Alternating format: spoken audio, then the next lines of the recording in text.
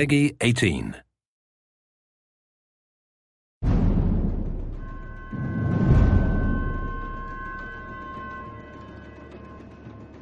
Joseph Capelli, our hero, the last Sentinel, lives in Haven, Oklahoma with his family, and their primary strategy for surviving the occupation of the Chimera is to hide, to stay hidden, to avoid contact.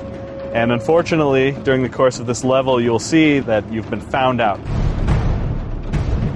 A Chimeran terraformer, which is this massive beam from the sky, is descending upon the town. So the winds are whipping. It's so massive it creates its own weather patterns, and you will see a lot of wind and experience the whipping nature of that as the terraformer descends.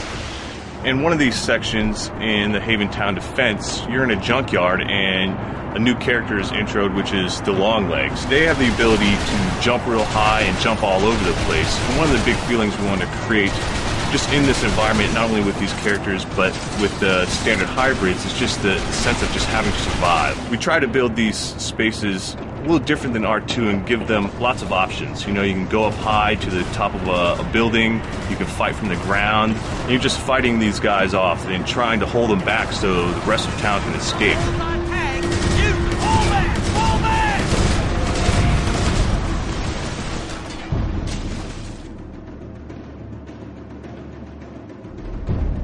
At the beginning of the game, this is really the Wizard of Oz setup. This is the hurricane happening. They're just chasing you back to the center of town. You're fighting them off, and they're bringing in more drop ships, and it's just like the whole Chimeran force is just coming down on the player right then and there. You have a certain gaming paradigm involved when you're fighting those hybrids.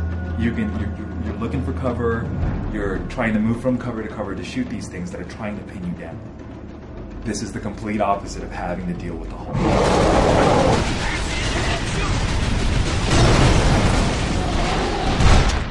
Well, oftentimes it starts off with the designer coming up to me and telling me what their needs are. For this particular design, it was Cameron. So he would come to me and tell me what the gameplay is going to be like, the particular powers of it, and then I have to make that fit within the matrix of Chimeran lore and Chimeran design.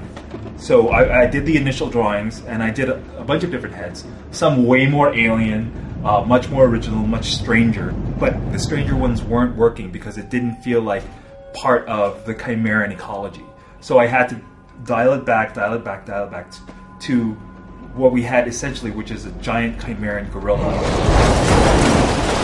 In this case, his particular heat stacks were actually located on his chest and on his shoulders. And so that's why, you know, when he overheat, he rips it off, showcasing like the damages that was done underneath. And it's one of those characters that he changes state from, like, you know, goes on all fours, climbing on things and stuff like that, which is pretty cool. Not only did we want him smashing through the environment, a lot of his attacks are like fire-based air fuel attacks. So he has an air fuel grenade that he can launch out. He can run and stand on top of buildings and fire a barrage of air fuel grenades out. If you get close to him, he'll do a double fist, like smash into the ground and create a big area of effect fire blast. If the player gets close to the Hulk too, and like gets punched by the Hulk, you can get knocked into walls, into cars, and all kinds of stuff. So we really want to make this guy up-in-your-face visceral, more than a lot of the other characters that fight at ranged. This fight in Haven is from sort of the opening level of the game, and it really sets the tone for you in this world that is, it's dangerous, you're vastly outnumbered, and there's never really an opportunity to feel safe.